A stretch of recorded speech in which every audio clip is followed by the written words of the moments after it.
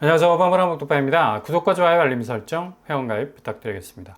분양가 상한제가 적용이 되는 단지들, 요즘 쏟아져 나오는 가격들 면면을 보면 확실히 명암이 뚜렷하게 엇갈리는 걸 볼 수가 있죠. 일단 강남권은 쏟아져 나오는 물량 거의 전부라고 표현을 해도 될 정도로 분상제가 적용이 되고 있지만, 아무리 분상제 아파트라는 간판을 달아도 이 강남이라는 입지에서 나오는 가격 레벨 때문에 이게 분상제로 인한 가격의 저렴함이 전혀 느껴지지 못하고 그냥 반대로 거의 극강으로 달리는 모습을 연출하고 있습니다. 입주자 모집 공고를 낸 레미안 원펜타스, 벌써부터 분양가가 거의 대기를 확실하게 타고 있다가 나왔죠.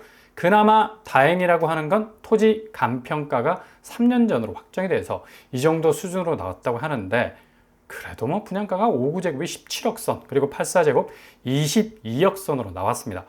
겉으로 보기에는 분양가 상한제라 말할 수 없을 정도로 거의 하늘을 날아다니는 가격선인데, 그래도 주변 시세와의 차이, 아크로 리버파크가 84제곱 41억 정도 하니까 거의 20억 정도 갭이 있기는 합니다. 그러나 아무리 전세보증금을 활용할 수 있다 해도 일단 여기는 입주 예정일이 2024년 8월로 딱 못 박혀 있는 후분양 단지.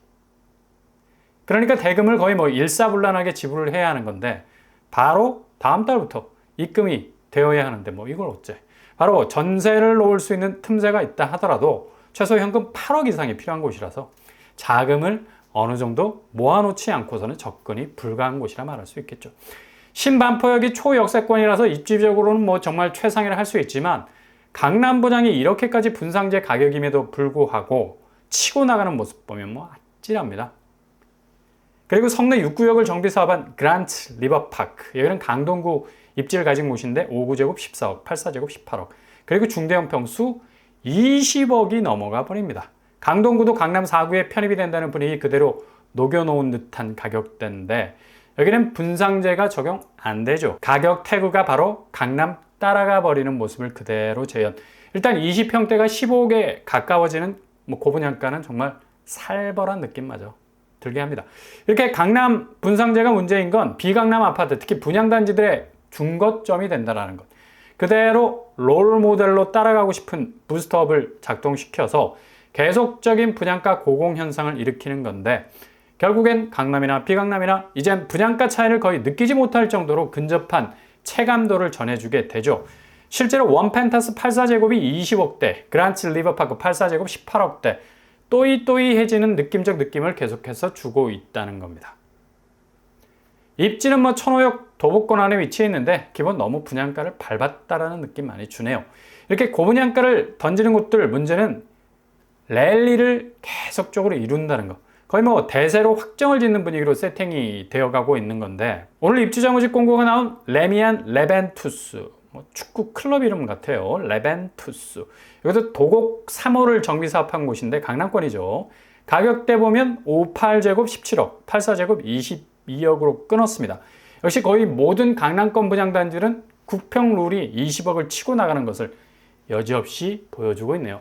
이렇게 강남 분양가 상한제는 그림의 떡이 다 되어가는 수순으로 가는데, 도곡 3호가 규모가 아주 작아요. 소규모 단지인데도 이렇게까지 고분양가로 치고 나온다는 거 한 티역을 끼고 있는 강남 입지 때문이고, 강남 세브란스 병원하고는 담벼락 하나 차이로 위치해 있고, 그러니 사정없이 분양가를 대규모 단지 못지않게 쏟아내고 있는 건데, 정말 강남권은 접근성에서부터 이렇게 큰 가격 장벽이 버티고 있다는 것 자체가 엄청난 장애물이 될 수밖에 없습니다. 그럼에도 불구하고 주변 시세와의 격차 때문에 엄청난 경쟁률 찍을 가능성 높을 겁니다.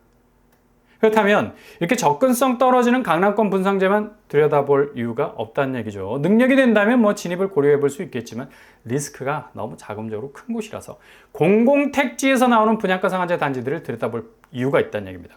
고양장항 아테라, 이름이 좀 다소 생소하죠. 아테라. 그러나 일산 쪽에 위치한 서울에 조금 더 기울어져 있는 고양 위치라서 들여다볼 필요가 있는데, 이번엔 국평으로만 통일해서 나온 것으로 보입니다. 84제곱이 6억대. 근데 6억대 후반이라는 점 주지하시고 조금은 아쉬운 분양가 상한제 가격이라는 점이죠. 이젠 분상제 가격도 정말 만만치 않게 나오고 있죠. 예전에는 경기권 분상제 아파트는 4, 5억대였는데 고양이라는 입지라서 그런지 조금은 세게 나온 것 같습니다. 입지가 일산 호수공원과 가까운 점, 그리고 서울 접근성이 나름 뭐 괜찮다는 평가를 받고 있는데, 일단 거의 비슷한 위치에서 분양했던 카이브 유보라가 거의 8대1의 경쟁률이었다는 점을 고려할 때 여기도 아마 경쟁률이 비슷하지 않을까 전망을 해볼 수 있고요. 이렇게 지금 분양시장이 아주 고분양가의 전형적인 궤적을 타고 고스란히 가격대 자체를 다 받아내면서 원가 상승분이라는 명분을 계속해서 세워나가고 있는데, 이러다가 정말 분상제라는 의미도 많이 퇴색될 가능성 높아지고 있습니다. 그러니 몇 년 전 분양가로 나오는 곳들이 주목을 받을 수밖에 없는 건데, 무순위 줍줍이 이제 뭐 그냥 대세가 다 되어서 얼마 나오지도 않는 물량에도 뭐 거의 10만, 20만이 뭐 득달같이 달려드는 분위기 연출이 되고 있지 않습니까? 최근에 마감이 된 판교 벨리자이 한 세대 모집에 15만이 몰렸어요. 그야말로 15만 대 1의 경쟁률.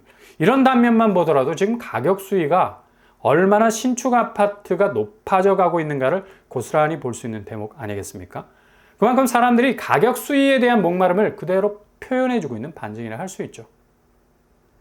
동탄에서 나온 무순위, 동탄역 롯데캐슬 다음 주에 접수가 시작이 되는데, GTX-A 이용하면 수서역까지 17분에서 20분, 강남까지 10여 분 남짓밖에 안 걸리는데, 이번에 나온 분양가가 4억대, 자체 시세는 14억대. 거의 뭐 10억의 방어벽을 가진 여기도 거의 뭐 경쟁률 최고를 찍을 가능성 높을 겁니다.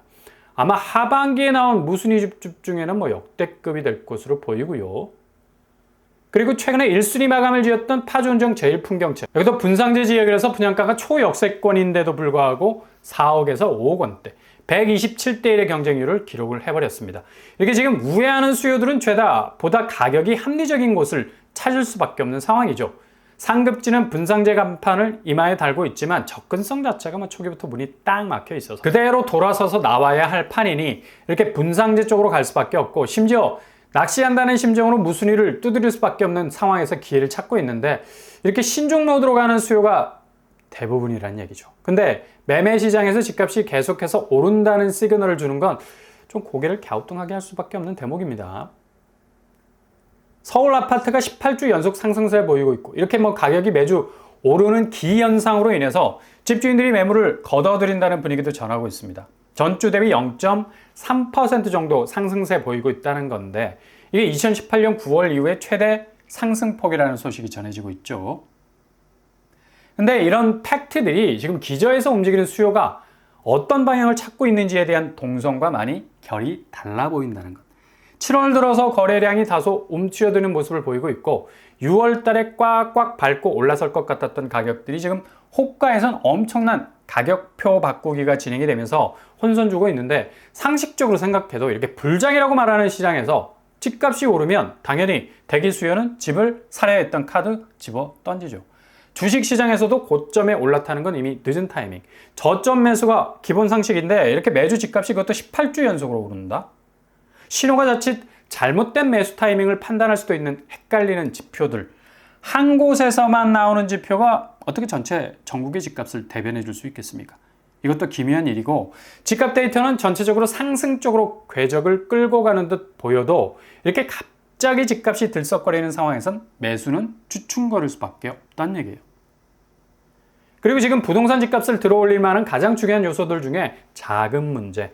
기본적으로 대출을 물고 집을 사야 하는 게 한국 상황에선 내 집 마련의 솔루션인데, 대출 한파가 고파로 불어닥칠 조짐이죠. 규제 3종 세트까지 나오고 있고, 줄줄이 시중은행에서 주담대 금리를 인상하면서 약 한 달 반 정도 뒤에, 그러니까 9월에 스트레스 DSR 2단계가 가동이 되면 돈줄이 짧아질 수밖에 없는 형국으로 갈 수밖에 없는 거죠. 게다가 이번에 발표된 2분기 GDP, 한국 경제 성장률 마이너스 0.2%를 찍으면서 드라이브가 백으로 걸려서 뒷걸음질 치고 있습니다. 올해 들어서 처음으로 역성장이라는 빨간불이 들어온 건데, 1분기 깜짝 1.3% 성장세는 기저효과. 그러니까 성장률을 계산하는 데 있어서 기준점이 달랐기 때문에 성장 동력이 좋아진 것으로 나타났는데, 2분기가 확실히 다른 양상을 보여주고 있다는 얘기죠. 이게 심각한 게, 한은이 당초 1, 2분기 2.9% 정도의 성장률을 전망을 했는데, 이렇게 2분기 성장률이 훅 하고 주저앉으면서 2.8%로 나왔다라는 것. 그만큼 시장 전망치를 하회하는 모습으로 나왔다는 게 앞으로 경제 성장률의 가시밭길이 펼쳐지게 될 가능성 높아 보이고요.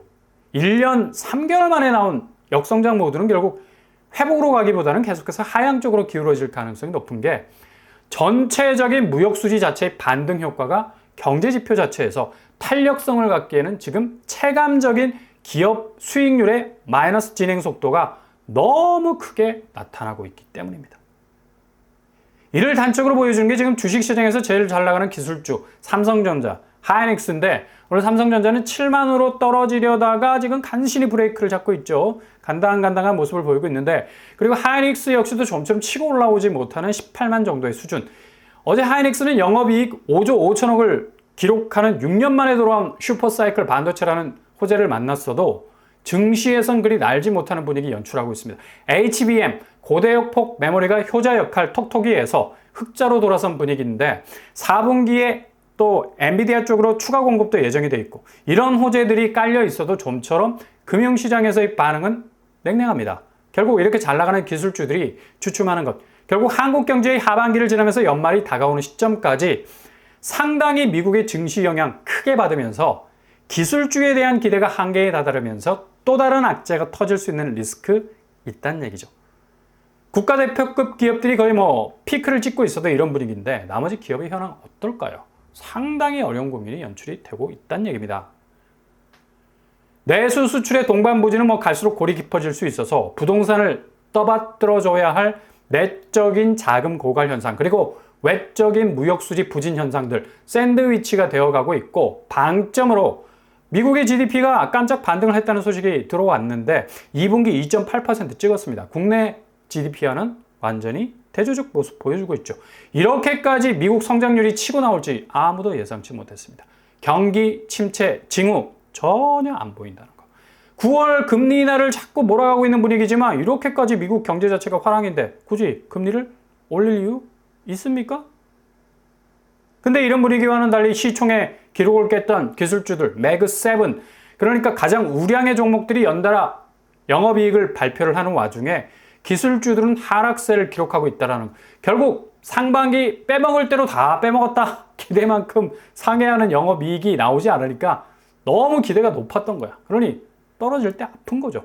나름 선전한 영업이익이 나오더라도 그냥 외면을 받고 있는 상황인데, 그래서 국내 주식 코스피는 더욱더 휘청거릴 가능성 높고요. 내수, 수출 부진에 동반된 하락세는 더욱 기승을 부리게 될 것 같습니다. 결론적으로 지금 한국 부동산 집값이 지금 혼자 저리 난리를 칠 이유가 전혀 없다는 얘기예요. 그냥 혼자 손들고 오만상 난리 부르스를 추고 있는데 도대체 지금 집값이 무섭게 오르고 있다는 실체가 어디 있나? 정말 궁금하죠. 다주택자가 적극적으로 사는 것도 아니야. 무주택자들의 순수한 움직임인데 게다가 상급지까지 올라? 지금 경기 기반이 휘청거릴 조짐을 완연하게 보이는데, 자본시장은 돈이 제대로 돌아야 자산시장에 살이 펑펑 찔 수 있는 건데 지금 돈이 말라가고 있는 상황이죠. TMF 사태를 보더라도 일반 산업 분야가 얼마나 부풀려진 자금 버블이 꺼지고 있는지를 여실히 보여주고 있는데 서울 집값만 저리 달린다? 뭔가 새한 느낌 들지 않습니까? 굳이 미국은 기준금리를 서둘러서 내릴 이유가 없어졌어요. 고금리에도 단단한 경제성장률을 시현하고 있기 때문에 무리를 할 이유가 전혀 없다는 얘기죠. 아주 반전의 현상이 충분히 일어날 가능성 높은 해프닝이 발생을 했다는 건데 지켜봐야 할 대목이고요. 이를 기반으로 해서 한국 부동산 집값도 아주 대변곡점을 맞이할 가능성 커 보입니다.